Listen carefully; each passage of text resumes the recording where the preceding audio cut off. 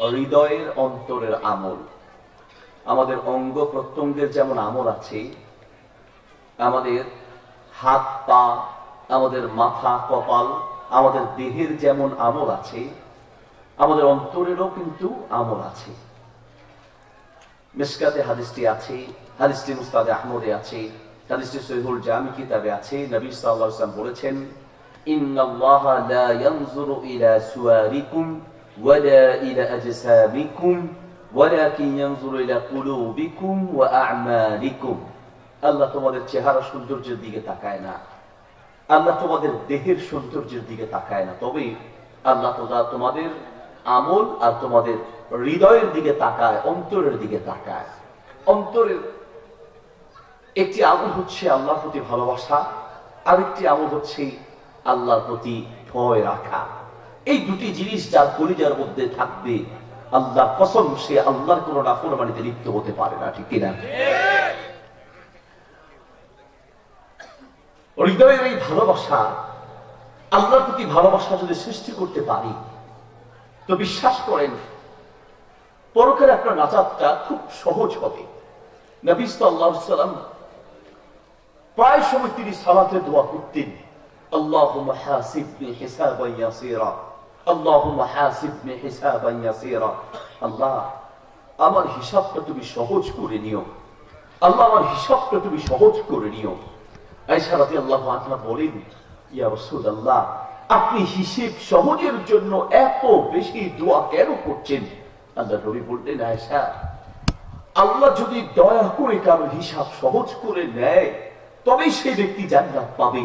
আল্লাহ যদি জিজ্ঞাসা করে যে হিসাব দাও, তারপরে জান্নাত, হিসাব চাইলেই পৃথিবীর প্রত্যেকটা মানুষ সেই দিন আটকে যাবে, হিসাব চাইলেই আটকে যাবে। এজন্যই হিসাব সহজ করে নেয়ার জন্য দোয়া করতেন।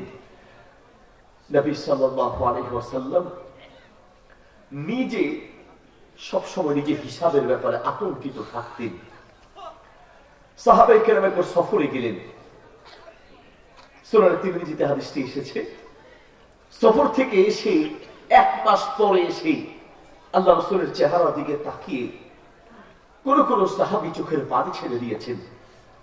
বললেন, শিবতা ইয়া রাসূলুল্লাহ, আপনার চেহারা কেমন যেন অল্প দিনে ভেঙে পড়েছে।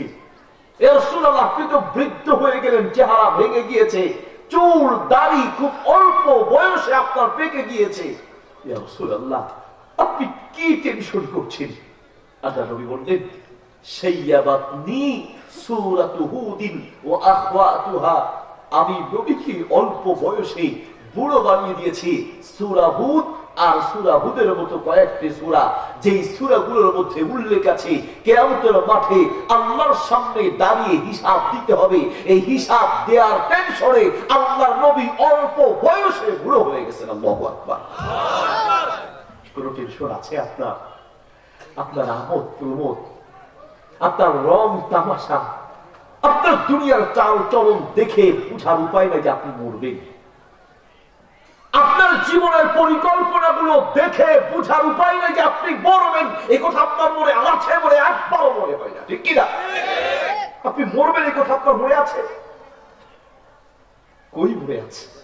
আপনি যে মরবেন এই কথা স্মরণ করিয়ে দেওয়ার জন্যই তো প্রতিদিন রাতে ঘুমানোর আগে নবী সাল্লাল্লাহু আলাইহি ওয়াসাল্লাম দোয়া শিখিয়েছেন, আল্লাহুম্মা বিসমিকা আমুতু ওয়া আহইয়া। বিসমিকা আল্লাহুম্মা আমুতু ওয়া আহইয়া, দুই রকম রিওয়ায়াত আছে। আল্লাহ তোমার নামে মরছি। কি আছে সেই পরকালে যে আপনি আল্লাহর সামনে বলবেন? বলার মতো কি আমল আপনার জীবনে আছে? নবী সাল্লাল্লাহু আলাইহি ওয়াসাল্লামের কাছে একজন সাহাবী গিয়ে বলছেন, মাতা সাআতু ইয়া রাসূলুল্লাহ, হে আল্লাহর নবী, হে আল্লাহর রাসূল, কিয়ামত কোন দিন হবে বলেন তো? কিয়ামত কোন দিন হবে? নবী সাল্লাল্লাহু আলাইহি ওয়াসাল্লাম বললেন, মা আ'দাতা লাহা। সাহাবী, কিয়ামতের কথা খুব জিজ্ঞেস করছো, তো সেই কিয়ামতের দিন নাজাত পাওয়ার জন্য এমন কোন আমল তৈরি করেছো বলো? সাহাবী বললেন, মা আ'দাতু লাহা, আমি খুব বেশি নামাজ, খুব বেশি রোজা, খুব বেশি সাদাকা, বেশি সিয়াম, বেশি সালাত, বেশি সাদাকা করতে পারিনি। ওয়ালাকিন্নি ইন্নী উহিব্বুল্লাহ ওয়া রাসূলাহু উহিব্বুল্লাহ ওয়া রাসূলাহু, আমি বেশি আমল করতে পারি নাই, তবে আমার হৃদয়ের একটি আমল আলহামদুলিল্লাহ আছে। আমার এই কলিজায় সারা দুনিয়ার সবার চেয়ে আল্লাহ তার রাসূলকে আমি বেশি ভালোবাসি। আল্লাহু আকবার। আমার একটা আমল আছে, আমি বিশ্বাস করি এই আমলটা আমার নাজাতের জন্য যথেষ্ট হবে, তা হচ্ছে আল্লাহ তার রাসূলকে ভালোবাসা। আল্লাহ তার রাসূলের ভালোবাসা, কি ভালোবাসা, কি পরিমাণ ভালোবাসা আপনার কলিজায় আছে। মাঝে মাঝে নিজেকে নিজে প্রশ্ন করা দরকার, কাকে বেশি ভালোবাসেন? কয়জন এখানে দাঁড়িয়ে বলতে পারবেন হুজুর আমি বুকে হাত দিয়ে বলতে পারি আমি আমার আল্লাহকে বেশি ভালোবাসি? কয়জন বলতে পারবেন? আল্লাহর প্রতি ভালোবাসা এমনি এমনি আসবে না রে ভাই। আল্লাহর প্রতি ভালোবাসা আসার জন্য কিছু গবেষণা লাগবে, কিছু চিন্তা লাগবে, মনুষ্যত্ব বোধ সৃষ্টি করতে হবে। আল্লাহর প্রতি যদি ভালোবাসা না থাকে আর আল্লাহর ভালোবাসা যদি অর্জন করতে না পারেন, তো আপনি জান্নাতের আশা করে লাভ নাই ভাই। শুনুন, নবী সাল্লাল্লাহু আলাইহি ওয়াসাল্লাম বলেন কিয়ামতের মাঠে কোন ব্যক্তি নিজের আমল দেখিয়ে জান্নাত পাবে না। আল্লাহ নবী বলেন ওয়ালা আনা, আমিও আমার আমলের বিনিময়ে জান্নাত পাবো না, ইল্লা বিরহমাতিহি, আমিও জান্নাত পাবো আমার আল্লাহ যদি দয়া করে আমাকে জান্নাত দেয়, আল্লাহ যদি ভালোবেসে জান্নাত দেয়, তো তবেই আমি জান্নাত পাবো। আমার আমল দেখিয়ে আমি জান্নাত পাবো না। আল্লাহ দয়া করে কিভাবে জান্নাত দিবেন একটা গিবতার হিরকিতারে আছে। কিয়ামতের মাঠে আল্লাহ বান্দাকে কাছে রাখবে, দেখে আমল নামা দেখি প্রশ্ন করবেন বান্দা তোমার যত গুনাহ আমল নামায় আছে, গুনাহগুলো কি তুমি করেছো না ফেরেশতারা জুলুম করেছে, ভুল লিখেছে? বান্দা বলবেন রব আযনাবতু ইয়া রাব্বি, হে আমার রব আপনি ঠিক লিখেছেন, আমার ফেরেশতারা ঠিক লিখেছে, ফেরেশতারা ভুল লিখে নাই। আযনাবতু ইয়া রাব্বি, আমার রব আমি গুনাহগুলো করেছি। ফেরেশতারা ভুল লিখে নাই, ঠিক লিখেছে, এই গুনাহগুলো আমি করেছি আল্লাহ।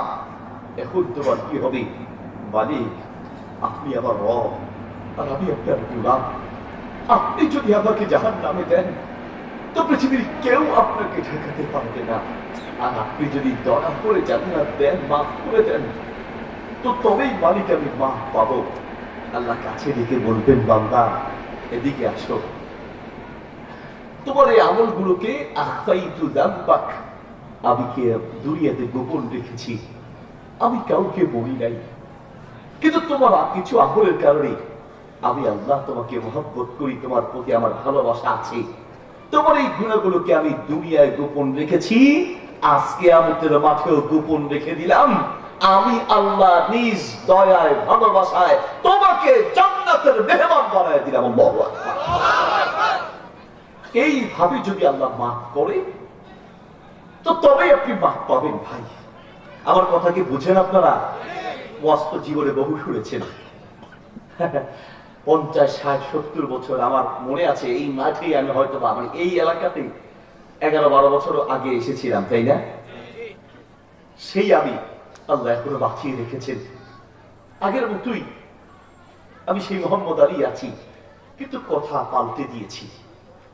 মাঠ গরম করার কথা, কানের মজা দেওয়ার কথা আমিও বলতে জানি, কিন্তু ভাই কানের মজা নেয়া আর মানে আনন্দ দেওয়ার জন্য কথা আপনিও শুনবেন, আমিও বললাম, কিন্তু লাভকে যদি নিজের মাঝে পরিবর্তন না হয়, মাহফিলের আগেও সুদ খেতেন, মাহফিলের পরেও সুদ খান, মাহফিলের আগেও ঘুষ খেতেন, মাহফিলের পরেও ঘুষ খান, মাহফিলের আগেও বেনামাজি, মাহফিলের পরেও বেনামাজি, মাহফিলের আগেও হারাম খেতেন, মাহফিলের পরেও হারাম খান, মাহফিলের পরে যদি এলাকায় কোনো পরিবর্তন না আসে ওই মাহফিল ব্যর্থ মাহফিল।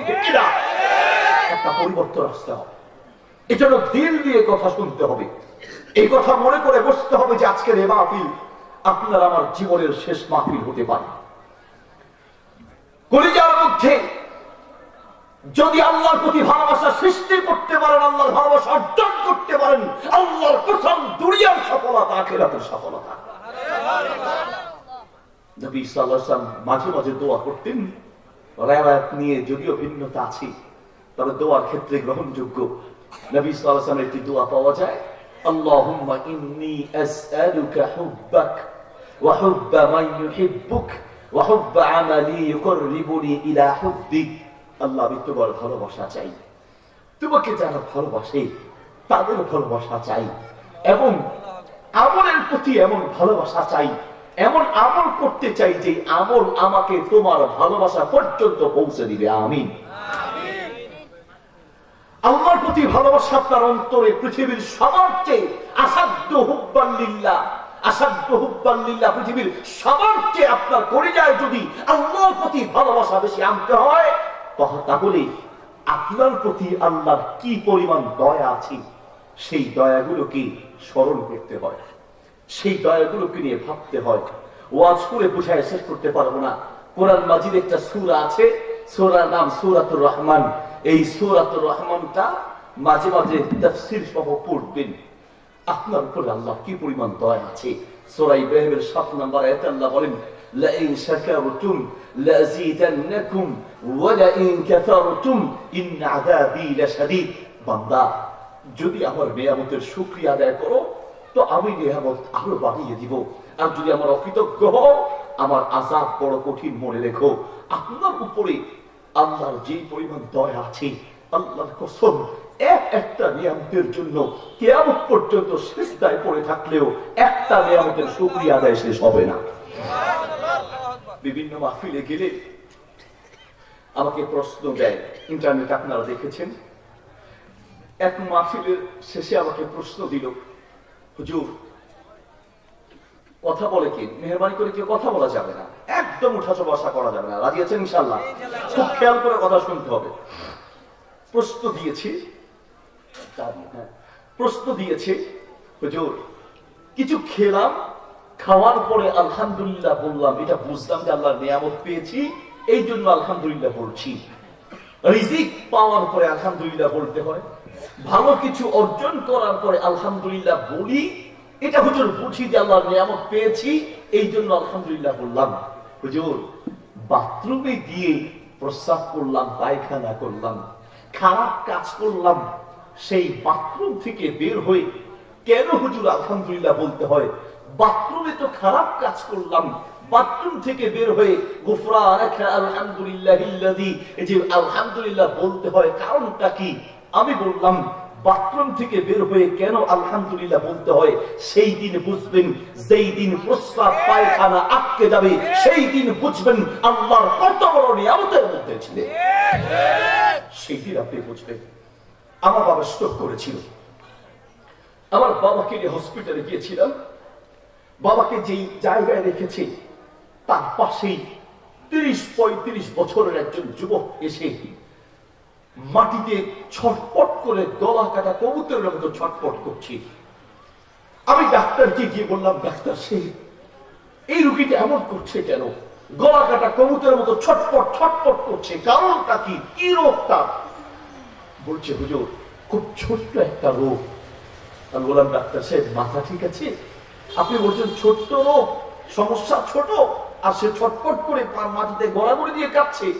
বলছে হুজুর সমস্যাটা খুব ছোট, কিন্তু কষ্টটা সারা দুনিয়ার সেরা কষ্ট। আমি বললাম কি হয়েছে? হুজুর প্রস্রাবের নালীটা ব্লক হয়ে গেছে, প্রস্রাব করতে যায়, প্রস্রাব বের হয় না, এই প্রস্রাবের রাস্তা ব্লক হয়ে যাওয়ার কারণে পেট ফুলে গেছে, প্রস্রাব বের হয় না। সেই দিন বুঝবেন আপনি আল্লাহর কত বড় নিয়ামতের মধ্যে আছেন। যেই দিন প্রস্রাব পায়খানা আটকে যাবে মনে করবেন সারা দুনিয়ার সবচেয়ে বড় নিয়ামতের মধ্যে আপনি ছিলেন। ঠিক না? আপনার উপলব্ধি নাই। আল্লাহ বলেন ইন্নাল ইনসানা লিরাব্বিহি লাকানুন, মানুষের যে নিমক হারাম কোন জাতি পৃথিবীতে নাই। আল্লাহ বলেন মানুষের চেয়ে অকৃতজ্ঞ, মানুষের চেয়ে বেঈমান, মানুষের চেয়ে নিমক হারাম, মানুষের চেয়ে নাফরমান কোন জাতি পৃথিবীতে আরেকটা নাই। ঠিক কিনা? ডানে বামে তাকায় দেখেন, মানুষ খুঁজে পাবেন না যার জন্য সারা জীবনটা বাজি রেখে করেছেন, যাকে মানুষের মতো মানুষ বানাতে গিয়ে নিজের জীবনটা শেষ করে দিয়েছেন, নিজের রক্ত পানি করে যে মানুষটাকে মানুষের মতো মানুষ বানিয়েছেন, যে সন্তানটাকে মানুষের মতো মানুষ বানিয়েছেন, যেই ভাইটাকে ছোট থেকে বড় করেছেন, যেই বোন উটটাকে নিজের জীবন বাজি রেখে তার উপকার করেছেন, স্বার্থে আঘাত আসলে মুহূর্তের মধ্যে সেই মানুষটার চেহারা রং পাল্টে যায়। এর নাম হচ্ছে দুনিয়া। আল্লাহ বলেন ওয়ামাল হায়াতুদ দুনিয়া ইল্লা মাতাউল গুরুর। বান্দা তুমি একটা ধোঁকায় পড়ে আছো, ধোঁকা। কে বলেন? কে কে? আল্লাহ বলেন বান্দা তুমি একটা ধোঁকায় পড়ে আছো। বান্দা বিশ্বাস করো সারা দুনিয়ার যা দেখছো সব স্বার্থবাদী, সব ধোঁকাবাজ। আল্লাহ ছাড়া বান্দার আপন করতে কেউ নেই। আল্লাহ ছাড়া বান্দার আপন করতে কেউ নেই। বিশ্বাস হয় না তো আজকে বাড়িতে যান, গিয়ে নিজের কলিজার টুকরা বিবিকে কাছে ডাকেন, নিজের ছেলে মেয়েগুলোকে একটু কাছে ডাকেন, কাছে ডেকে ছেলে মেয়েকে একটু বলেন আপনার কলিজার টুকরা ছেলে, তোমার জন্য আমার জীবনটা শেষ করে দিয়েছি। আমি একজন বাপ, আমি বুঝি পৃথিবীর প্রত্যেকটা বাপ, পৃথিবীর প্রত্যেকটা মা নিজের জীবনে সবচেয়ে বেশি পরিশ্রম করে, সবচেয়ে বেশি নিজের জীবনকে বাজি রাখে সন্তানকে মানুষের মতো মানুষ বানাতে গিয়ে। আমরা তো এখন ছেলের বউরা স্বামীকে হিসাব দেখায়, হিসাব। গত মাসে তোমার বাবার ওষুধের খরচ কত গেছে জানো? তোমার মায়ের ডাক্তারের খরচ কত গেছে জানো? তোমার বাবার মাসে কয় টাকার ওষুধ লাগে তুমি জানো? বৌমা তুমি মা বাবার ঔষধের খরচের হিসাব দেখাচ্ছ। পৃথিবীর প্রত্যেকটা মা, পৃথিবীর প্রত্যেকটা মা অসুস্থ হয় তার সন্তানকে মানুষ বানাতে গিয়ে। একটা কাঁচা ঘুম, আধা ঘন্টা পরে ঘুম ভেঙে এলে কেমন কষ্ট আপনার হয়। আর একজন মা এক রাতে কতবার যে ঘুম ভাগে তার কোনো হিসাব নাই। কথা বলেন ঠিক কিনা? তুমি তার হিসাব নিচ্ছ। আব্দুল্লাহ ইবনে ওমর রাদিয়াল্লাহু আনহু কাবার এক পাশে দাঁড়িয়ে আছে। এক তরুণ যুবক মাকে কাঁধে করে করে তাওয়াফ করাচ্ছেন, কাঁধে করে করে। তাওয়াফ শেষ হওয়ার পরে আব্দুল্লাহ ইবনে ওমরের কাছে এসে বলছে, আমিরুল মুমিনিন, আমি 20টা বছর আমার মাকে আমি এইভাবে কাঁধে করে করে বয়ে বেড়াই। আমিরুল মুমিনিন, আমি 20টা বছর আমার মাকে আমি কাঁধে করে করে বাথরুমে নিয়ে যাই, এক রুম থেকে আরেক রুমে নিয়ে যাই। আমার এই কাঁধ আমার মায়ের বাহন বানিয়েছি। আমিরুল মুমিনিন, আমি যে 20টা বছর আমার মায়ের এমন খেদমত করেছি, আমি কি আমার মায়ের হক আদায় করতে পেরেছি? আব্দুল্লাহ ইবনে ওমর রাদিয়াল্লাহু আনহু মুস্কি হেসে দিয়ে বললেন, তুমি 20 বছর তোমার মাকে কাঁধে করে করে বয়ে বেড়াচ্ছ। মাশাআল্লাহ, আহসানতা ওয়া ওয়াসালতা, সবের দিক থেকে তুমি যথেষ্ট পৌঁছে গিয়েছো। তবে তুমি মনে করছো হক আদায় করেছো? শোনো, তোমার মা তোকে জন্ম দেওয়ার সময় অগণিত কষ্টের নিঃশ্বাস ছেড়েছে, যেই নিঃশ্বাস গুণে শেষ করা যাবে না। তোমার মা তোমাকে জন্ম দেওয়ার সময় যতগুলো নিঃশ্বাস ছেড়েছে, যত হাজার নিঃশ্বাস ছেড়েছে, এর মধ্য থেকে একটা কষ্টের নিঃশ্বাসের হক আদায় করার জন্য কিয়ামত পর্যন্ত যদি তুমি তোমার মাকে কাঁধে বয়ে বেড়াও, একটা নিঃশ্বাসের হক কিয়ামত পর্যন্ত আদায় করতে পারবে না। ঠিক কিনা? একটা নিঃশ্বাস আদায়। এখন হিসাব মিলাই, হিসাব বুঝেন নাই? হিসাব মিলাই। ওই যে বললাম পৃথিবীতে মানুষ খুঁজে পাওয়া যাবে না, পৃথিবীতে মানুষ রূপী ও মানুষের সংখ্যাই পৃথিবীতে বেশি। বহু বাপ আছে, বহু মা আছে, কলিজাটা খুলে যদি দেখাতে পারত তো দেখতেন এই কলিজার মধ্যে কতগুলো ক্ষতর চিহ্ন আছে, কতগুলো ক্ষত এখানে দাগ হয়ে আছে। যদি মা বাপ তার কলিজাটা খুলে দেখাতে পারত তাহলে বুঝাতে পারত। নবী মুহাম্মদ সাল্লাল্লাহু আলাইহি ওয়াসাল্লাম তিনি বলেন, আল্লাহর নবীর কথা তো রাইফেলের গুলি মিস হতে পারে, আল্লাহর নবীর কোনো কথা মিস হতে পারে না। তিনি বলেন, সুনানে আবু দাউদে হাদিসটি আছে, হাদিসটি মুসনাদ আহমদে আছে, ইশরাফুল লিসান কাউকুইস সাইফ, কখনো কখনো মুখের একটা কথা তলোয়ারের আঘাতের চেয়েও মারাত্মক হয়। ছুরি দিয়ে কেটে ফেললে ওটা সেলাই করে মলম লাগিয়ে ঠিক করা যায়, কিন্তু কলিজার যে আঘাত ওটা মলম আর সেলাই দিয়ে ঠিক করা যায় না, ঠিক কিনা? পৃথিবীর বহু ছেলের আর ছেলের বউয়ের কষ্টে বহু মা বাপ দুনিয়া থেকে স্টক করে পৃথিবী থেকে বিদায় নেয়, স্টক করে দুনিয়া থেকে বিদায় হয়। বৌমা, মহিলারা কেউ শুনতেছে? বৌমা, মনে দেখো, আজ তুমি তোমার শাশুড়ির সাথে যা করবে, আগামীতে তোমার ছেলের বউ তোমার সাথে তার চেয়ে খারাপ আচরণ করবে। ইন্টারনেটে পড়েছি একটা ঘটনা, এক শাশুড়ি অন্ধ, চোখে দেখে না, ছেলের বউ আলট্রা মডার্ন আধুনিক।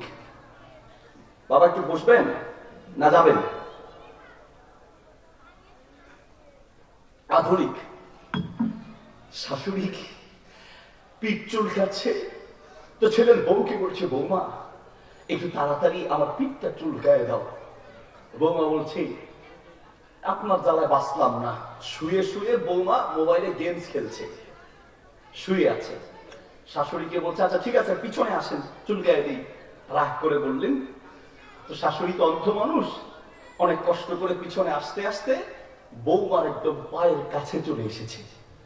বৌমা চিন্তা করলেন, শাশুড়ি তো আর চোখে দেখে না, হাত দিয়ে চুলকালে যে কথা, পা দিয়ে চুলকালেও একই কথা, চোখে তো আর দেখে না। এই জালেন বৌমা শাশুড়ির পিঠ চুলকাইছে, তো পা দিয়ে চুলকায় দিছে।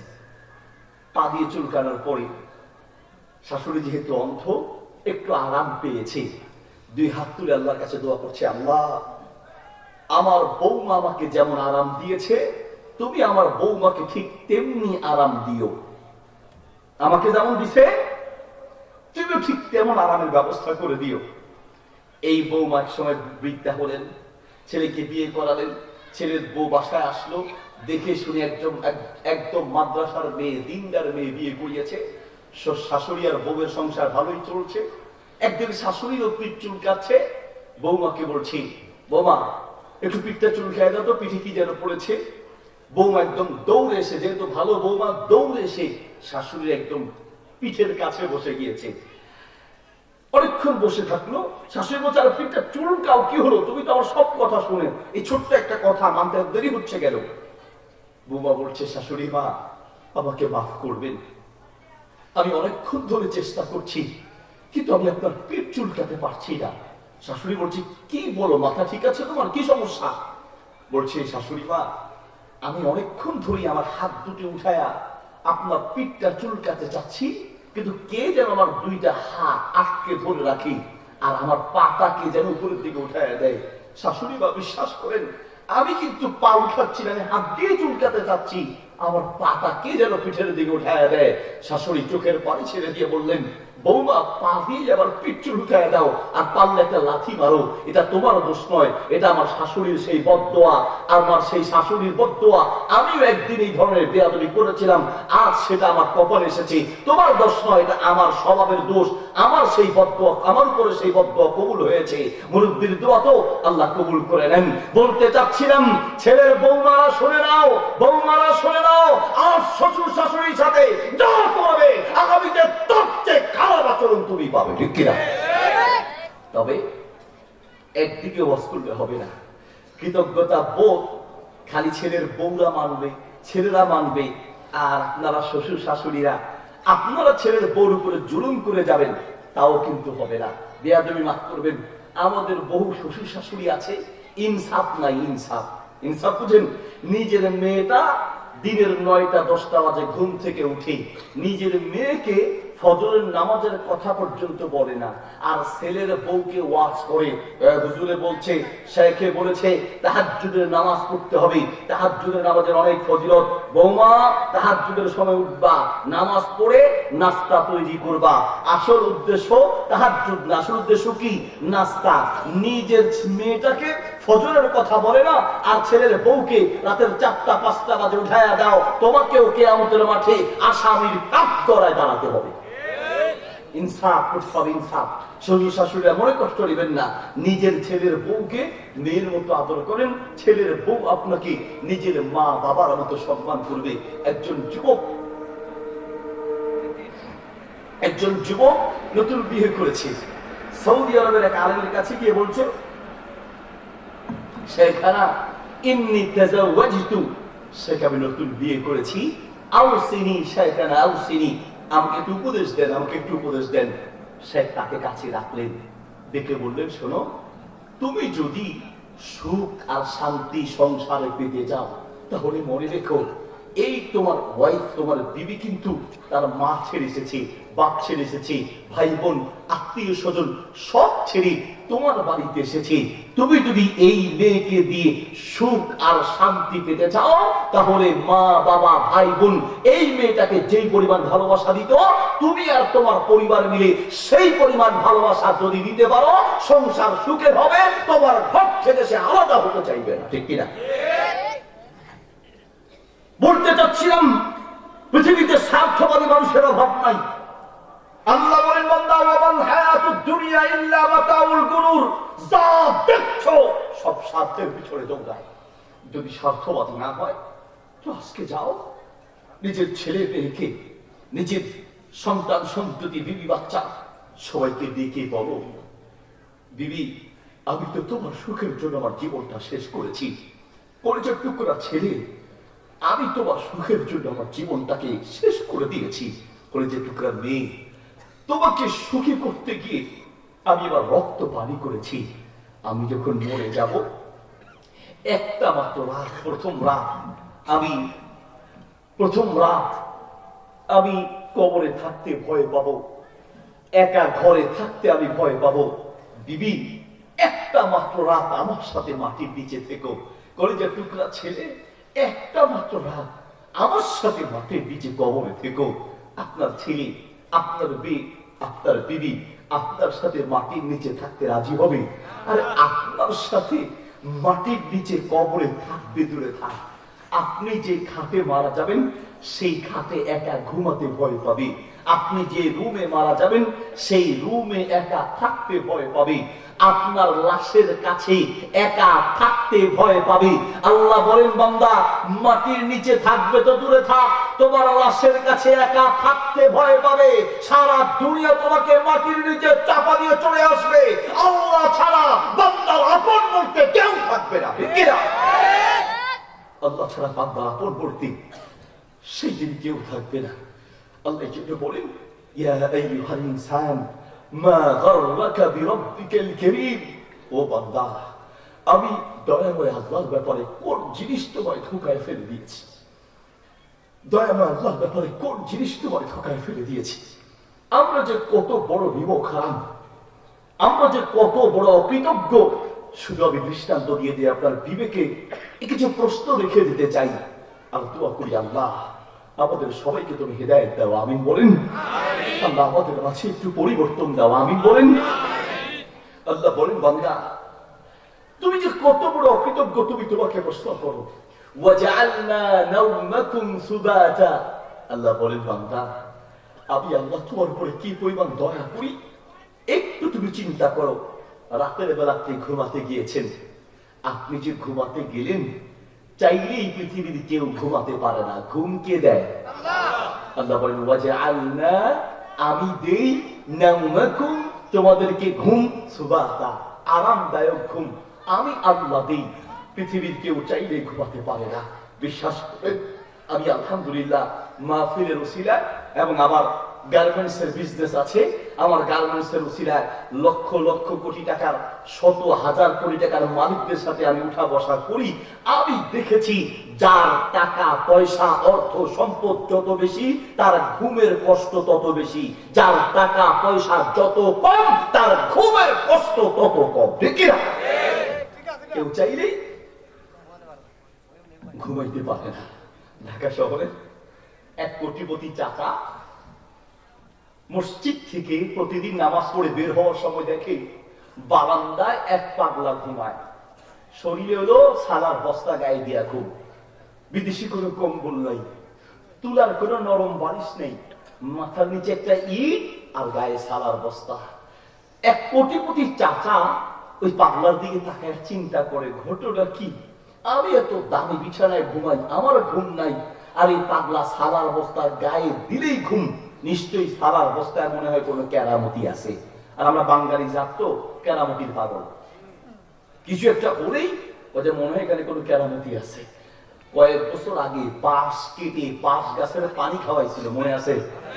হ্যাঁ, কেরামতি পানি। একজনের হাতের মধ্যে 4টা স্বর্ণের আংটি দেখলাম, এই পাথরের আংটি। আমি দেখে জিজ্ঞেস করলাম এগুলো কিসের আংটি? হুজুর কেরামতি আংটি। কেরামতি কি? কেরামতি আংটি হুজুর আজমি শরীফ থেকে আনছি, এটা হুজুর বিপদ দূর করে, এটা রিজিক বাড়ায়, এটা হুজুর জিনভূত দূর করে। আর এটা হুজুর আমার একটা গোপন সমস্যা আছে, বলা যাবে না। 30-35 বছরের যুবক তুমি, তোমার গোপন সমস্যা কি থাকতে পারে এতটুকু ধারণা অন্তত আমাদের আছে। এই আংটি তোমাকে বিপদ থেকে বাঁচাবে, আংটি রিজিক বাড়াবে। আল্লাহর কসম, পৃথিবীর কোনো আংটি বিপদ দিতেও পারে না, দিতেও পারে না। ঠিক না? ঘরে ঘরে এখন মুফতি। আমরা যারা ইফতার পড়েছি আলহামদুলিল্লাহ মাথার ঘাম পায়ে পড়েছে। একটা ফতোয়া বের করতে গিয়ে মাথার ঘাম পায়ে পড়েছে, একটা ফতোয়ার দলিল আর উসুল বের করতে গিয়ে। আর আমাদের তো আলহামদুলিল্লাহ গ্রামে গ্রামে এখন চা দোকান আর চা দোকান নাই, একটা চা দোকান ফতোয়া বোর্ডে পরিণত হয়েছে। এক ফতোয়া যে দেয়, কিসের শায়েখ আর কিসের ডক্টর আর কিসের মুফতি, কিচ্ছু লাগবে না। তার ফতোয়া শুনলে মাঝে মধ্যে আমরা নিজেরই চিন্তায় করি, বাপরে বাপ, এত বড় আল্লামা তুদ্দাহার কোথা থেকে আসলো। ঠিক না? মানে ভাই আমার বলতে চাচ্ছি, ইমাম বুখারী রাহিমাহুল্লাহ সহিহ বুখারী প্রথম খণ্ডের 16 নম্বর পৃষ্ঠায় একটা বাব রচনা করেছেন। তিনি বলেন, আল ইলমু ক্বাবলা আল কওলি ওয়াল আমাল। A true Muslim can't lead an honest and pure life without the knowledge of the Quran and the Sunnah. একজন সত্যিকারের মুসলমান ইসলামের ব্যাপারে কোরআন সুন্নাহর জ্ঞান অর্জন করা ছাড়া মুখে যা আসে তা বলতে পারে না। ঠিক না? বলার আগে একবার নয়, 1000 বার চেষ্টা করবে। 1000 বার। কয়েক বছর আগে আমার চোখের কোনায় এলনা উঠছিল, অনেক বছর আগের কথা বলছি। চোখের কোনায় এলনা, আপনারা এটা কি বলেন? কি বলে চোখের কোনায় উঠে? আইনুনি। আইনুনি আইনুনি আইনুনি আইনুনি উঠছিল। আমার একটা হুজুর, আপনি একটু মসজিদের পিছনে আসেন, আপনাকে শরমে এতদিন বলি নেই। কি শরম? হুজুর না, আপনি কষ্ট পাচ্ছেন, চোখ লাল হয়ে গেছে, মসজিদের পিছনে আসেন। গেলাম মসজিদের পিছনে, একটা ছোট্ট ছেলে ধরে নিয়ে আসছে, নিয়ে এসে হুজুর একটু বসে। বসতাম, এরপরে ছোট্ট ছেলেটার চেইনটা খুলে, বাকিটাকে বুঝছেন আপনারা, চেন খুলে লিপস্টিক বের করে 2 সাইড ডলা দিলে আপনার আইনুরি 14 গোষ্ঠী সব ভালো হবে। সুবহানাল্লাহ, আলহামদুলিল্লাহ। কাকে বলে ডাক্তারি আর মুফতি, কাকে বলে? দেশটা কুসংস্কারে পড়ে গেছে। সহিহ বুখারী প্রথম খণ্ডের 18 নম্বর পৃষ্ঠা, সুনানে তিরমিজি দ্বিতীয় খণ্ডের 44 নম্বর পৃষ্ঠায় নবী সাল্লাল্লাহু আলাইহি ওয়াসাল্লাম বলেন, ইন্না মিনাশ শারাতিস সায়াতি আন ইরফাল ইলমু ওয়া ইয়াসবুতাল জাহলু ওয়া ইয়াশরাবাল খামরু ওয়া ইয়াসহারাস জিনা। কিয়ামত যত ঘনিয়ে আসবে মানুষের মধ্যে মূর্খতা তত বাড়বে। আর সেই মূর্খতা দূর করতে হলে এই ধরনের মাদ্রাসার বিকল্প করব। মাদ্রাসা একটা হইতে লাগলেই খালি বাস। কেমন এটা বন্ধ করা যায়? এই হইছে, সেই হইছে, ওই হইছে, খালি ভুল ধরা। আপনি একটা কইরা দেখায় দেন তো দেখি, আপনি কত বড় বাপের বেড়া। এত সোজা।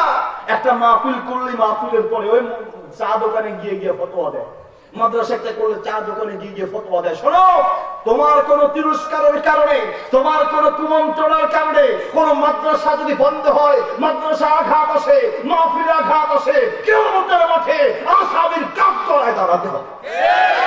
এটা আমাদের রক্তের সাথে এই একটা বদ অভ্যাস আছে। বুখারী শরীফের হাদিস 16 নম্বর পৃষ্ঠায় আছে, মিশকাতে আছে, আবু দাউদে আছে, সহিহুল জামি কিতাবে আছে, মুস্তাদরাকে হাকিমে আছে, সহিহ ইবনে হিব্বানে আছে। নবী সাল্লাল্লাহু আলাইহি ওয়াসাল্লাম বলেন, বাশশিরু ওয়া লা তুনাফিরু। মানুষকে সুসংবাদ দাও, নিরুৎসাহিত করো না। সুসংবাদ দাও। আমরা তো নিরুৎসাহিত করি, বেড়া মাহফিল করে, এখনো গালে ঠিক মতো দাঁড়ি নেই, তোর মাহফিল দিয়ে কি হবে? এভাবে আঙ্গুল দেখায় বলে, আসেন এরকম? হ্যাঁ ভাই, আপনি বলেন ভাই আপনি মাহফিল করেন, মাশাআল্লাহ, সাথে দাড়িটা রাখেন। ইসলামে দাড়িটা খুব গুরুত্ব, এটা একদিকে ওয়াজিব, রাসূল রাখতে বলেছেন সাল্লাল্লাহু আলাইহি ওয়াসাল্লাম। তিনি বলেছেন, আউফিরুল্লাহা, দাড়ি রাখো।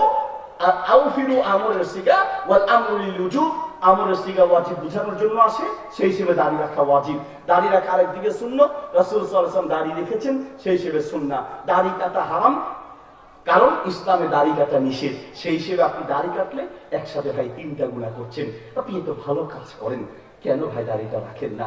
আপনি সুন্দর করে বোঝান ইসলামে কেমনে দাওয়াত দিতে হয়, সে দাওয়াতের ভাষা শেখা উচিত।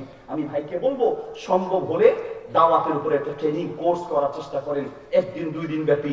এই যে আমাদের শায়েখ আছে, বড় আলেমদেরকে নিয়ে এসে কিভাবে মানুষকে ইসলামের দাওয়াত দিতে হবে এটার উপর ট্রেনিং আমাদের সমাজে সবচেয়ে জরুরি। কারণ কিছু মানুষের গাল ভেটকানির কারণে নামাজ পড়তে চাইলেও অনেক মানুষ তিরস্কারের কারণে নামাজ পড়তে যায় না, ঠিক কিনা?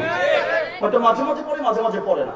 হ্যাঁ, মাঝে মাঝে পড়ে, মাঝে মাঝে যে পড়ে না সেটা তার দোষ, কিন্তু আপনি যদি তাকে তিরস্কার করে সে যে মাঝে মাঝে যেত সেটাও আপনি বন্ধ করে দিলেন। রাসূল সাল্লাল্লাহু আলাইহি ওয়াসাল্লামের কাছে এক সাহাবী আসলেন, ইয়া রাসূলুল্লাহ ইযযান লি বিজিনা, আমাকে জিনা করার অনুমতি দেন। আমি হাদিসের অনুবাদ করছি, আমাকে জিনা করার অনুমতি দেন। আচ্ছা, কোন যুবক এসে যদি আমাকে এখানে বলেন হুজুর আমি কি জিনা করতে চাচ্ছি, আমার একটু অনুমতি দেন, সুযোগ করে দেন, আপনি কি করবেন? আমি কি করব? কথার কথা, আমাদের দেশের মানুষেরা মারতে মারতে হোতালাম হোতা তুলে আবার মানব ওরা, ঠিক না? আমরা হলে এরকম ধমক দিয়া তিরস্কার করে তাকে দূরে সরাই দিতাম। নবী সাল্লাল্লাহু আলাইহি ওয়াসাল্লাম কাছে ডাকলেন, আদর করে বুঝাইয়া ভালোবেসে, সুবহানাল্লাহ বলেন, কিভাবে তাকে বুঝালেন, শোনো তুমি জিনা করতে চাচ্ছ তো তোমার মায়ের সাথে কেউ জিনা করলে তুমি কি মানতে পারবে? লা ইয়া রাসূলুল্লাহ, কিভাবে মানবো? তোমার বোন, তোমার চাচি, তোমার ফুফু, তোমার মেয়ে, তাদের সাথে জিনা করলে তুমি মানতে পারবা না।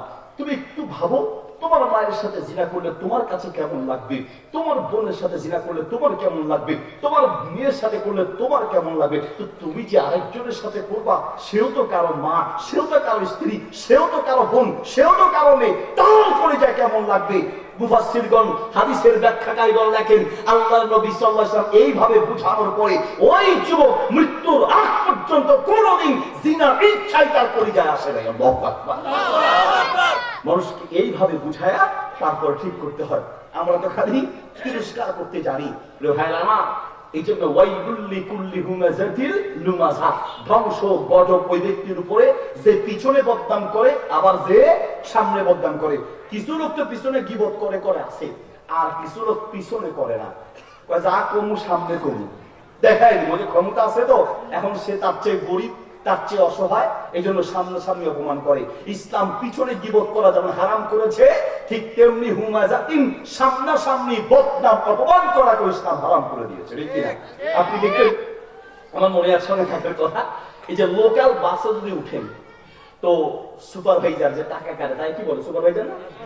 হ্যাঁ, সুপারভাইজার তো কন্ট্রাক্টর, সে টাকা কাটতে গিয়ে হয়তো একবারের জায়গায় 2বার চেয়েছে। এতগুলো মানুষ চেহারা মনে নেই, একবারের জায়গায় 2বার চাইলেই আমরা কিছু সারের মেজাজ গরম হয়ে যায়। ও গরিব মানুষ তো, খাইছুটি কোন গাঞ্জা গাঞ্জা খাইছো নাকি, মাথা ঠিক আছে, টাকা তোকে কয়বার দিমু বেটা, একবার দিছি না ভাই। আপনি এত কথা বলতে পারলেন, এক কথা বললেই হইতো যে ভাই টাকাটা দিছি না, এটা তো সোজা বলবে না, এটা অপমান করে অর্থাৎ দুষ্টি বাজায় ছাড়বে, ঠিক না? ইসলাম এটাকে সমর্থন করে না। বলতে চাচ্ছিলাম, মূর্খতা সুলভ আচরণ থেকে নিজেকে হেফাজত করতে হবে। আল্লাহর মহব্বত পেতে চান, নবী সাল্লাল্লাহু আলাইহি ওয়াসাল্লাম বলেন, ইরহামু মান ফিল আরদ ইয়ারহামকুম মান ফিস সামা। পৃথিবীর মানুষের সাথে ভালো আচরণ করো, দয়া করো, দয়াময় আল্লাহ তোমার উপরে দয়া করবে। আল্লাহু আকবার। প্রিয় ভাইরা, তো পৃথিবীর আমাদের স্বভাব হলো কেরামতির পাগল। চাচা যাচ্ছে সালার বস্তা গায়ে দিয়ে ঘুমায়, মনে করছে যে সালার বস্তায় কোনো কেরামতি আছে। ডাক দিয়ে বলছে, ইমাম সাহেব একটু এদিকে আসেন। কি? টাকার বান্ডিল বের করে ইমাম সাহেবের হাতে দিয়ে বলছি, হুজুর এই টাকার বান্ডিলটা পাগলার হাতে দিয়ে পাগলার সালার বস্তাটা আমার দিয়ে দেন। কেন চাচা, আপনার মাথা ঠিক আছে? দুর্গন্ধ পুরাপুরি একটা সালার বস্তা, আপনি এটা কেন নেবেন? ইমাম সাহেব কোনো কথা নাই, দরকার আছে। উদ্দেশ্য কি? গায়ে দিলে ঘুম আসতে পারে। ও যে ঘুমের ওষুধ খায়, ঘুম তো নাই, তো কি করা যায়? সালার বস্তা নিলেন, বাসায় নিয়ে কম্বলের নিচে সালার বস্তা গায়ে দিয়ে ঘুমানোর চেষ্টা করছে। ঘুম কি সালার বস্তায় আছে? আর ওইদিকে পাগলা রাতের 2টা থেকে 3টার দিকে উঠে ইমাম সাহেবের রুমে গিয়ে ইমাম সাহেবকে ধাম ধাম করে, হুজুর উঠেন, কি হয়েছে? হুজুর কোনো কথা নাই, আমার সালার বস্তা দেন। আরে বাবা, তুমি না আজকে সালার বস্তা চাচাকে দিয়ে দিলে সারা নামাজের সময়, আর তোমার বিনিময়ে টাকা দিছে, আমার টাকা টুকা লাগবে না, টাকার বুঝতে গিয়ে সালার বস্তা দেন। ইমাম সাহেব বললো, আচ্ছা ঠিক আছে, সালার বস্তা যদি লাগে আজকে রাতটা ঘুমাও, কালকে আমি ব্যবস্থা করে দিব, কালকে ব্যবস্থা করে দিব, অসুবিধা নেই। পাগলা কয় না, আমার সালার বস্তা না দিলে আমার ঘুম আসবে না, আমাকে সালার বস্তায় দেওয়া লাগবে। ইমাম সাহেব তো বললাম আমি তো মহাবিপদে পড়ছি, সালার বস্তার সাথে পাগলা তোর ঘুমের কি সম্পর্ক? কয় আছে, এখন একটু রাতটা ঘুমাও, কালকে আইনা দিব। কয় না, সালার বস্তা না দিলে ঘুম আসবে না। কেন? আমি এতক্ষণ চেষ্টা করছি ঘুমানোর জন্য, আমার ঘুম নাই। আপনি টাকার বান্ডিল ধরাই দিয়েছেন, লুঙ্গির প্যাচে নিয়ে ঘুমাইতে গেছি, সারা রাত টেনশনে আমার ঘুম নাই। কখন চোর আসে টাকাগুলো নিয়ে যায়, কখন ডাকাত এসে টাকাগুলো নিয়ে যায়, কে আবার হাইজ্যাক করে টাকা নিয়ে যায়, এই টাকার টেনশনে আমার আরামের ঘুম হারাম হয়ে গেছে। আমার টাকা লাগবে না, আমার সালার বস্তা লাগবে। সুখ শান্তি আর টাকার সুখ শান্তি টাকার বান্ডিলে নাই। দুনিয়ার অর্থ সম্পদ টাকার বান্ডিলে ঘুম আর শান্তি নাই। শান্তি আর ঘুম আসমান থেকে, আল্লাহর পক্ষ থেকে আসে। কিরা আল্লাহ বলেন, বান্দা ওয়াজআলনা নাওমাকুম সুবাতা, আমি আল্লাহ তোমাকে দয়া করে মায়া করে আমি তোমাকে ঘুম বানিয়েছি।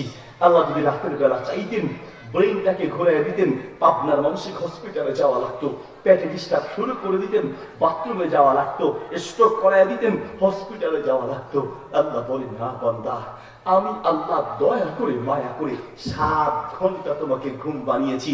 11টায় ঘুমাতে গিয়েছো, 11টা 12টা 1টা 2টা 3টা 4টা 5টা, ও বান্দা আমি আল্লাহ তোমাকে 7 ঘন্টার আরাম দিয়েছি।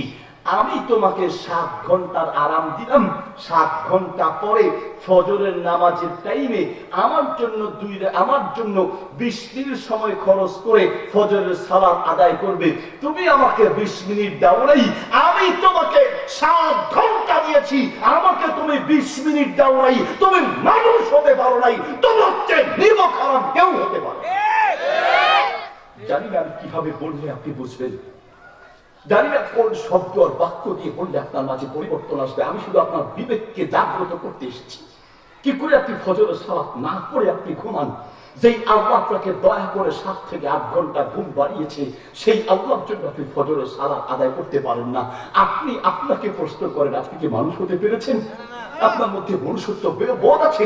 আল্লাহ বলেন, ইন্নাল ইনসানা লিরাব্বিহি লাকানুদ, মানুষের চেয়ে নিমক হারাম কোনো জাতি পৃথিবীর বুকে নাই। আপনি কত বড় নিমক হারাম, আপনি কত বড় নাফরমান। নিজে ঘুমায়া থাকেন, নিজের বাচ্চাগুলোকে ঘুম বানায়া রাখেন। রাতের বেলা আপনি বললেন আপনার ছেলেকে, বাবা তাড়াতাড়ি ঘুমাও, সকালে উঠে স্কুলে যেতে হবে। বাবা তাড়াতাড়ি ঘুমাও, সকালে অঙ্কের স্যার আসবে। বাবা তাড়াতাড়ি ঘুমাও, সকালে ইংরেজির স্যার আসবে। বাচ্চাকে বললেন, বাবা তাড়াতাড়ি ঘুমাও, সকালে স্কুলের স্যার আসবে। বাচ্চাকে সকালে স্কুলের স্যারের কথা বললেন, স্কুলের কথা বললেন, অঙ্কের কথা বললেন, ইংরেজির কথা বললেন। আপনি নিমক হারাম মা আর বাবা একটা বার বলেন নাই, বাবা তাড়াতাড়ি ঘুমাও, ফজরের নামাজ পড়তে হবে। দুনিয়ার কথা বললেন, স্কুলের কথা বললেন, অঙ্ক ইংরেজির কথা বললেন। আপনি সন্তানকে নামাজের কথা বলতে পারলেন না। আপনি বাপ নামের কলঙ্ক, আপনি মা নামের কলঙ্ক। ঠিক কিনা? নবী সাল্লাল্লাহু আলাইহি ওয়াসাল্লাম বলেছেন, মিশকাতে হাদিসটি আছে, বুখারীতে আছে, মুসলিমে আছে, হাদিসটি মুস্তাদরাকে হাকিমে আছে। আল্লাহর নবী সাল্লাল্লাহু আলাইহি ওয়াসাল্লাম বলেন, কুল্লু মাওলুদিন ইউলাদু আলাল ফিতরা, প্রত্যেকটা সন্তান ফিতরাতের উপর জন্মগ্রহণ করে। ওয়া মা'আল ফিতরাতি হিয়াল ইসলাম, ফিতরাত মানে ইসলামের উপরে, ফিতরাত মানে সততার উপরে, ফিতরাত মানে ভদ্রতার উপরে। একটা সন্তান সুসন্তান হিসেবে পৃথিবীতে জন্মগ্রহণ করে, ইউহাবিদানিহি ওয়া ইউনাসসিরানিহি, এই সন্তানটাকে খারাপ বানায় তার মা আর বাবা। অধিকাংশ সন্তান খারাপ হয় তার মায়ের কারণে, তার বাবার কারণে খারাপ পথে যায়। আপনি বলবেন, আপনি ভুল করছেন, আমি আপনার সাথে চ্যালেঞ্জ করতে পারি। আমিও তো একজন বাপ, আমারও 2 ছেলে, আলহামদুলিল্লাহ 1 মেয়ে আছে। আমিও তো একজন বাপ, আমার আলহামদুলিল্লাহ আমিও মাদ্রাসা চালাই। আমি দেখি যে সন্তানকে তার মা বাপ কিভাবে নষ্ট করে। মাদ্রাসায় আমরা দোয়া পড়াই একটা, বাবা ঘুমাতে ঘুমাতে বলো আল্লাহুম্মা বিসমিকা আমুতু ওয়া আহইয়া, আমরা ঘুমের দোয়া শিখালাম একটা। বাসায় যাওয়ার পরে আপনি নিমক হারাম অযোগ্য বাপ, আপনি দোয়া শিখাচ্ছেন, কুত্তার বাচ্চা ঘুমো, হরমির বাচ্চা ও, আপনার ঘুমের দোয়া হলো কুত্তার বাচ্চার হারামির বাচ্চা। ঠিক কিনা? আপনি বলেন, একটা বাচ্চাদের গালি শিখে সে কি স্কুলের বইতে পড়ে শিখছে? মাদ্রাসার বইতে পড়ে শিখছে? কে তাকে গালি শিখায়? খোঁজ দিয়ে দেখেন, তার পরিবারের লোকেরা, সমাজের লোকেরা, তার মা বাপ, তার আত্মীয় স্বজনের মুখ থেকে সন্তানটা গালি শিখে। আপনার সন্তান আছে মানে আপনাকে সতর্ক হতে হবে। আমাদেরকে অনেকেই বলে ইন্টারনেটে আমার ছেলের বক্তব্য আপনারা অনেকে দেখেছেন না? মাশাআল্লাহ, গ্রামের মানুষ আপনারা দেখছেন, দেখে দেখে হাত দেখান তো দেখি। ও মাশাআল্লাহ, আমার চেয়ে আমার ছেলের বক্তব্য বেশি দেখা যায়, হাত তুলুন আমার মাশাআল্লাহ। অনেকে আমার ছেলেটার বক্তব্য শুনি, অনেকেই, অনেক মানুষ, অসংখ্য মানুষ, হুজুর আমার ছেলেটাকে আপনার ছেলের মতো কি করে বানাবো, হুজুর আমার ছেলেটাকে ইমাম বুখারীর মতো কিভাবে বানাবো, ইমাম মুসলিমের মতো কিভাবে বানাবো। সন্তানকে বড় আলিম বানাতে চান, সন্তানকে ভালো হাফেজ বানাতে চান, আলহামদুলিল্লাহ। সন্তানকে যোগ্য আলেম বানাতে চান, আলহামদুলিল্লাহ, ভালো। কিন্তু একটা সন্তানকে যোগ্য আলেম বানানোর জন্য মা বাবার যে ত্যাগ স্বীকার করতে হয়, সেই ত্যাগ স্বীকার করতে আমাদের মা বাবারা রাজি নেই। ফাথুল বারী, বুখারীর ব্যাখ্যা গ্রন্থ, ফাথুল বারীতে এসেছে ইমাম বুখারী রাহিমাহুল্লাহ জীবনের প্রথম দিকে অন্ধ হয়ে গেছেন, চোখে দেখেন না। ফাথুল বারীতে এসেছে কোন কোন দিন ইমাম বুখারীর মা এশারের নামাজ পড়ে সিজদায় পড়ে দোয়া করতেন, এক দোয়ায় কোনো কোনো দিন ফজর পর্যন্ত লাগাতার সন্তানের জন্য দোয়া করতেন। আপনি একজন মা, আপনি একজন বাপ। ইমাম বুখারীর মা তো ফজর, এশা থেকে ফজর পর্যন্ত কোনো কোনো দিন দোয়া করেছেন, আর আপনি আপনার সন্তানের জন্য লাগাতার 5 ঘন্টা দোয়া করেছেন, ইতিহাস খুঁজে পাওয়া যাবে না। 4 ঘন্টা দোয়া করেছেন, ইতিহাস পাওয়া যাবে না। 3 ঘন্টা 2 ঘন্টা দোয়া করেছেন লাগাতার, ইতিহাস পাওয়া যাবে না। কিন্তু 3, 4, 5 ঘন্টা লাগাতার মোবাইল দেখেছেন, ইতিহাস ঠিকই আছে। ছবি দেখেছেন, ইতিহাস ঠিকই আছে। নাচ দেখেছেন, ইতিহাস ঠিকই আছে। টিভি দেখেছেন লাগাতার কয়েক ঘন্টা, এই ইতিহাস আছে। কিন্তু দোয়া করেছেন, এই ইতিহাস আপনার জীবনে নাই। আল্লাহ আমার ছেলেটাকে বানায় দাও, এত সোজা। ভাইরা আমার তকদিরে থাকলে সে হবে, ঠিক আছে, কিন্তু আপনি মা বাপ, আপনাকে সচেতন হতে হবে। আপনি আপনার সন্তানটাকে নষ্ট করছেন। পাওনাদার টাকা পাবে, জানালা দিয়ে দেখছে দোকানদার আসতেছে, দোকানদারের কাছ থেকে বাকি নিছে, এখন আর টাকা দেয় না। কিছু মানুষ আছে না, তা বাকি নেয়ার আগে আব্বা আব্বা ডাকতে বাকি, আর বাকি নেয়ার পরে ওমর রাদিয়াল্লাহু আনহু যদি এক রাস্তায় যেতেন, শয়তান আরেক রাস্তায় যেত। বাকি নেয়ার পরে দোকানদার যায় এক রাস্তায়, আর ওই বাকি নিজে নিচে কাস্টমার সে যায়। আমি কোন দিকে কথা বলবো, কষ্ট হচ্ছে নাকি আপনাদের? কোন দিকে ভাই? ফেসবুকে আমি একটা ভিডিও দিয়েছিলাম আমার পেজে, কি টাকা ধার দেওয়ার ফজিলত। টাকা ধার দেওয়ার এত ফজিলত, সুবহানাল্লাহ। নবী সাল্লাল্লাহু আলাইহি ওয়াসাল্লাম বলেন, কিয়ামতের মাঠে আল্লাহ সুবহানাহু ওয়া তাআলা এক বান্দাকে কাছে ডাকবেন, দেখে বলবেন, বান্দা আমি যে তোমাকে নাজাত দিতে পারি এমন কোন আমল তোমার জীবনে আছে বলো। আল্লাহর বান্দা বলবেন, রব আমার তেমন কোনো আমল নাই, তবে একটা আমল আছে। আমার কিছু টাকা পয়সা ছিল, আমি টাকাগুলোকে জমা রেখে দিয়েছি। কোন মানুষ বিপদে পড়লেই আমার কাছে আসলে আমি সুদ নেওয়া ছাড়া টাকাগুলোকে ধার দিতাম। নির্দিষ্ট সময় বলে দিতাম, 3 মাস 2 মাস। যদি নির্দিষ্ট সময় ফেরত দিতে না পারতো, আমাকে সে বললে আমি সময় আরো বাড়িয়ে দিতাম। আল্লাহ আমি এই কাজটা করতাম, আল্লাহ আপনি আমাকে মাফ করে দিবেন। আপনার ভালোবাসা পাওয়ার জন্য আমি এই আমলটা আল্লাহ করতাম। আল্লাহ কাছে ডেকে বললেন, বান্দা তোমার এই আমলটা আমার খুব পছন্দ হয়েছে, আমি আল্লাহ নিজ দয়ায় তোমাকে জান্নাতের মেহমান বানাই দিলাম। তাহলে টাকা ধার দেওয়ার অনেক ফজিলত আছে। আমি ভিডিওটা দিয়েছি, নিচে দিয়ে কমেন্ট করছে, সব কমেন্ট আমরা পড়ি না, মাঝে মাঝে কিছু কমেন্ট পড়ি। কমেন্ট একজনে করছে, হুজুর টাকা ধার দিতে দিতে আমার জীবন হুজুর তেজপাতা হয়ে গেছে, তেজপাতা। হুজুর টাকা ধার দেওয়ার এই আমল আর জিন্দেগিতে করা যাবে না হুজুর। টাকা ধার দিয়ে কত সম্পর্ক যে নষ্ট হয়ে গেছে হুজুর। টাকা ধার নেওয়ার আগে ভাই বন্ধু প্রতিদিন দেখা হইতো, আর টাকা ধার নেওয়ার পরে হুজুর আমার ফোনটা নাম্বারটা ব্লক করে দিয়েছে, আমার সামনে পর্যন্ত আসে না। কিছু প্রতারক, কিছু অযোগ্য মানুষ, কিছু অকৃতজ্ঞ মানুষের কাছে কারণে টাকা ধার দেওয়ার আমলটা সমাজ থেকে উঠে গেছে। কথা কি ভুল বললাম? আমি বলতে চাচ্ছিলাম, ওই দোকানদার টাকা পাবে, বাসায় আসতেছে, ছেলেকে ডাক দিয়ে বলতেছে, বাবা নিয়ে আসো, দরজাটা খুলে তোমার আঙ্কেল আসতেছে, তোমার আঙ্কেলকে বলবা আমার আব্বা ঘরে নাই। অথচ আব্বা কোথায়? ছেলে ছোট্ট মানুষ তো, তার দরজা খুলছে, আঙ্কেল আসছে, জিজ্ঞেস করে তোমার আব্বা কোথায়? আমার আব্বা বলছে আমার আব্বা ঘরে নাই। আমার আব্বা বলছে। কে ছেলেটাকে নষ্ট করে? কে নষ্ট করে? আলহামদুলিল্লাহ আমরা চেষ্টা করছি, বাংলাদেশের কিছু ওলামায়ে কেরাম আলহামদুলিল্লাহ চেষ্টা করছেন। আসুন্নাহ ফাউন্ডেশনের চেয়ারম্যান শেখ আহমদুল্লাহ হাফিজাহুল্লাহ, আজকে আসুন্নাহ ফাউন্ডেশনের প্রোগ্রাম ছিল, মিটিং ছিল। আমরা আলহামদুলিল্লাহ বাংলাদেশের কিছু ওলামায়ে কেরাম মিলে আলহামদুলিল্লাহ চেষ্টা চলছে, অনেক ওলামায়ে কেরাম একসাথ হয়ে চেষ্টা চলছে। বাংলাদেশে আরেকটা পরিবর্তন দরকার। সেই পরিবর্তন হলো এদেশের শিক্ষা ব্যবস্থার একটা পরিবর্তন দরকার। স্কুল কলেজ ভার্সিটিতে, স্কুল কলেজ ভার্সিটি গুলোতে আর একটা পরিবর্তন দরকার। সেই পরিবর্তন হলো স্কুল কলেজ ভার্সিটিতে আল্লাহর কোরআন বাধ্যতামূলক করা হোক, নবীর হাদিস বাধ্যতামূলক করা হোক, সাহাবায়ে কেরামের ইতিহাস বাধ্যতামূলক করা হোক। তাহলে সেই স্কুল কলেজ ভার্সিটি থেকে আর কোনো দুর্নীতিবাজ জালেম তৈরি হবে না, প্রত্যেকটা ইনসাফকারী তৈরি হবে ইনশাআল্লাহ। একটা পরিবর্তন দরকার। আপনি আপনার বাচ্চাকে শেখাচ্ছেন, বাবা বলো শরীয়তে অজগরটি আসছে তেরে, অজগর তেরে আসছে বলে ছোট বাচ্চার মাথায় ভয় না ঢুকিয়ে বাচ্চাকে শিখান শরীয়তে অজু করে নামাজ পড়ি। একদিকে বাক্য গঠন শিখবে, আরেকদিকে ইসলামের বিধান শিখবে। আপনার বাচ্চা বলছে শরীয়তে আমটি আমি খাবো পেরে, কার গাছের আম খেতে যাবে? আম গাছ থেকে পড়ে পা ভাঙবে, মানুষের মাইর খাবে, আম খাওয়ার দরকার নাই। বাচ্চাকে শিখান শরীয়তে আল্লাহর হুকুম মেনে চলি। একদিকে বাক্য গঠন শিখবে, আরেকদিকে ইসলাম শিখবে। আপনার বাচ্চা বলছে রসইতে ইঁদুর ছানা ভয়ে মরে, ইঁদুর মরুক বাছুর গেলে হা করে থাকুক, বাচ্চার দরকার নাই। বাচ্চাকে শিখান রসইতে ইসলাম মতো জীবন গড়ি।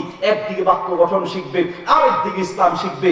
আপনার বাচ্চা একদিকে যোগ শিখছে, আরেকদিকে চুরি শিখছে। বাবা বলো তো দেখি 10 লিটার দুধের মধ্যে যদি 2 লিটার পানি মেশানো হয়, কয় লিটার দুধ হয়? মুসলমানের বাচ্চা দুধের সাথে পানি মেশানোর চুরির অঙ্ক শিখবে কেন?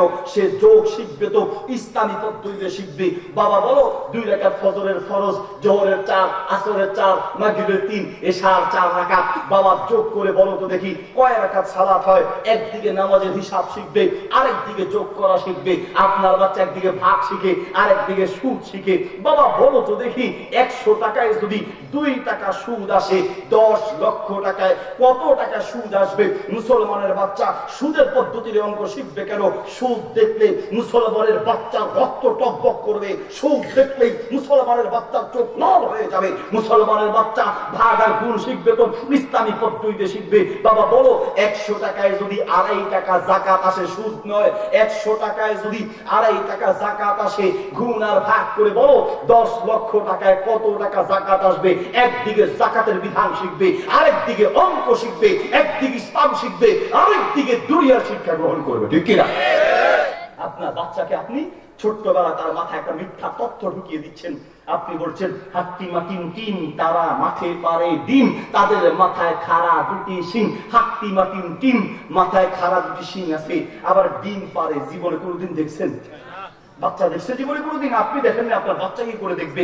মাথায় শিং থাকলে ডিম পারে না। গরু আর ছাগলের মাথায় শিং আছে, ডিম দিতে দেখছেন জীবনে?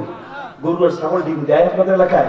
হাঁস আর মুরগির মাথায় শিং নাই, ওগুলো ঠিকই ডিম দেয়। বলতে চাচ্ছিলাম আপনি এমন কিছু কবিতা দিচ্ছেন যেই কবিতা থেকে শেখার মতো কিছুই নাই। ওই দেখা যায় তাল গাছ, ওই আমাদের গা, ওইখানেতে বাস করে কানা বগির ছা। ও বগি তুই খাস কি? পান্তা ভাত চাস কি? পান্তা আমি চাই না, পুঁটি মাছ পাই না, একটা যদি পাই অমনি ধরে খাপুস ঘুপুস খাই। এই কবিতা থেকে খাপুস ঘুপুস খাওয়া ছাড়া আর কি শিখতে পারলো? কেন আপনি বাচ্চাটাকে চাইলে এই কবিতাগুলো তো ইসলামী আকারেও শিখাতে পারেন। ওই দেখা যায় কবর, ওই আমাদের ঘর, ওইখানেতে থাকতে হবে কয়েকটি বছর। ও কবর তুই চাস কি? নেককার লোক পাস কি? নেককার তেমন পাই না, বক্কার আমি চাই না, একটা নেককার যদি পাই অমনি ধরে জান্নাতে পাঠায়। ঠিক না? একদিকে কবিতা শিখবে, আরেকদিকে ইসলাম শিখবে। বলতে চাচ্ছিলাম আপনার সন্তানটাকেও আপনি কয়দিন স্কুলে গিয়েছে না গিয়েছে ঠিকই আপনি খোঁজ দেন। আপনি দিমো খারাপ মা আর বাবা একটা বারো খোঁজ দেন নাই। এই মাসে আমার ছেলে কয়দিন নামাজ পড়েছে আর কয়দিন পরে নেই, আজ কয়দিন নামাজ পড়েছে আর কয়দিন পরে নেই, এই খোঁজটা তো আপনার আগে নেওয়া দরকার ছিল। আল্লাহ তাআলা বলেন ইন্নাল ইনসানা লিরাব্বিহি লাকানুদ, মানুষের যে দিমো খারাপ করে জাতি পৃথিবীতে নাই। সূরা আরাফের 179 নম্বর আয়াতে আল্লাহ বলেন উলাইকা কাল আনআম বাল হুম আদল, পৃথিবীতে কিছু মানুষ আছে দেখতে মানুষের মতো হলেও এরা পশুর চেয়েও খারাপ, এরা কুকুর বিড়াল শুকুরের চেয়েও খারাপ। দেখতে মানুষ হতে পারে কিন্তু এরা পশুর চেয়ে খারাপ। একটা মানুষ পশুর চেয়ে খারাপ হয় কি করি তার একটা দৃষ্টান্ত দিলে বুঝবেন। আমার ফেনীতে আলহামদুলিল্লাহ 4টা মাদ্রাসা, একটা ইসলামিক স্কুল আছে। আমার 2 নম্বর ইউনিট একটু আধুনিক করে করেছি। ডাক্তার, ইঞ্জিনিয়ার, পুলিশ অফিসার, বড় বড় অফিসারদের বাচ্চারা করে একটু আধুনিক টাইপের ইংলিশ ভার্সন। আমার ওই শাখায় যেহেতু পয়সাওয়ালার পোলাপান, সব বড় লোকের পোলাপান, এই জন্য ওদেরকে আনন্দ দেওয়ার জন্য একটা বিড়াল রেখেছিলাম। একটা বিড়াল, ইন্দোনেশিয়ান বিদেশি বিড়াল। শর্ত সাপেক্ষে বিড়াল পালা জায়েজ আছে, শর্ত সাপেক্ষে। আবু হুরায়রা রাদিয়াল্লাহু আনহু, অর্থ কি? আবু হুরায়রা মানে কি? বিড়ালের বাপ। জিন্দেগিতে তো এই অর্থ ঠিক নয়, এটা আমাদের ভুল অর্থ। আমরা অনেকেই এই ভুল অর্থটাই মুখস্থ করেছি। আবু হুরায়রা মানে বিড়ালের বাপ, এই অর্থ ঠিক নয়। তাহলে বিড়াল বিয়ে করেছে, বিড়াল জন্ম দিয়েছে, এই অর্থ করার কারণে নাস্তিকরা আমাদের ভুল ধরার সুযোগ পায়। আবু হুরায়রা আবুন আরবিতে 2টি অর্থে ব্যবহৃত হয়। একটি হলো পিতা অর্থে, আর একটি হলো জু মালিক বোঝানোর জন্য। যেমন বাদাম নিয়ে ঘুরলে আমরা তাকে বলি বাদামওয়ালা, রিক্সা নিয়ে ঘুরলে রিক্সাওয়ালা। আবু হুরায়রা মানে বিড়ালওয়ালা, বিড়ালের বাপ নয়। এই যে আবু হুরায়রাকে, এছাড়াও আর কোন কোন সাহাবী বিড়ালকে ভালোবাসতেন।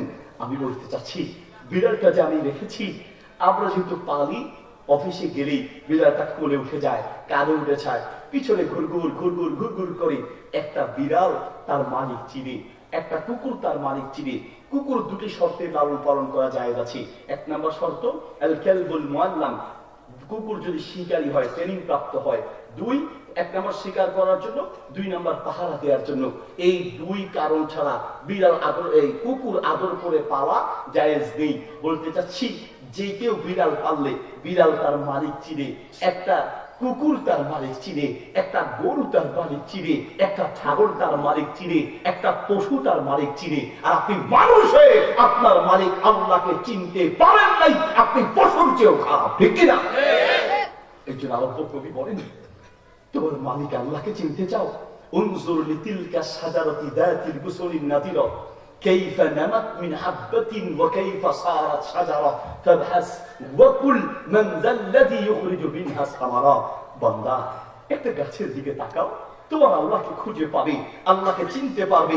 একটা গাছের দিকে তাকাও, সেই গাছের দিকে তাকিয়ে এবার ভাবো, কাইফা নামাত মিন হাববাতিন, মাটির নিচে একটা বিচি অথবা একটা আটি রেখে চলে আসলে আল্লাহ প্রশ্ন করেন, আনতুম তাযরাউনাহু আম নাহনু যারিউন। বান্দা, মাটির নিচে তো বিচিটা রেখে চলে আসলে, কিন্তু ওই বীজ আর আটিটাকে ফাটিয়ে সেখান থেকে চারা কি তোমরা বের করেছো না কে বের করেছে?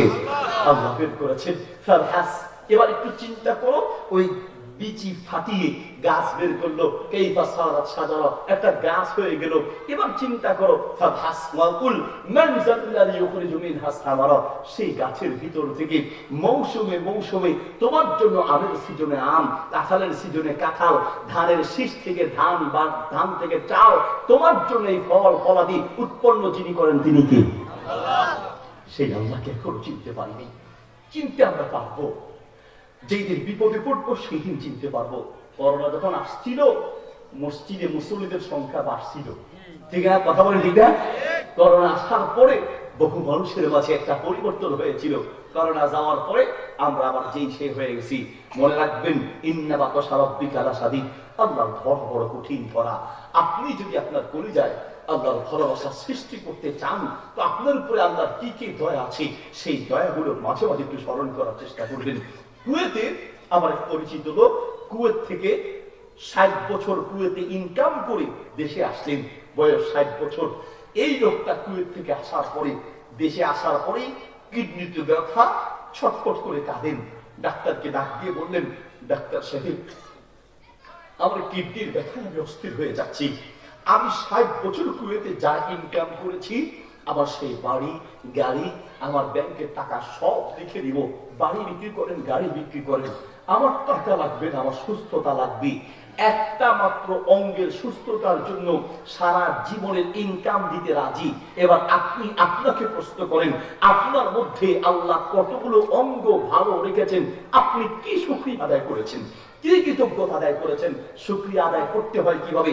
6টা পয়েন্ট মনে রাখতে হবে। কয়টা পয়েন্ট? 6টা। ঘুমাই গেছেন? জেগে আছেন? কে কে ঘুমাইছেন? 2 হাত তুলে দেখান তো। মাশাআল্লাহ মাশাআল্লাহ, 2-4 জন ঘুমাইছে। লিল্লাহি তাকবীর। একটু কথা বলতে হবে, না হয় ঘুমে আমি ওয়াজ করব আর আপনি ঘুমাইতে ঘুমাইতে মুখে লালা দিয়ে বুক ফাঁসাবেন। আরো জোরে। 6টা পয়েন্ট মনে রাখতে হবে। নাম্বার 1, যেই আল্লাহ আপনাকে নিয়ামত দিয়েছেন সেই আল্লাহকে স্মরণ রাখতে হবে। দুই, ওই আল্লাহর কথা, নিয়ামতের কথা স্মরণ করে মাঝে মাঝে আলহামদুলিল্লাহ বলতে হবে। জিজ্ঞেস করলে ভাই কেমন আছেন, আমরা আলহামদুলিল্লাহ বলি না, এবং আলহামদুলিল্লাহ বলাটা একটা সুন্নাহ, এদিকে সেই সুন্নাহর উপরে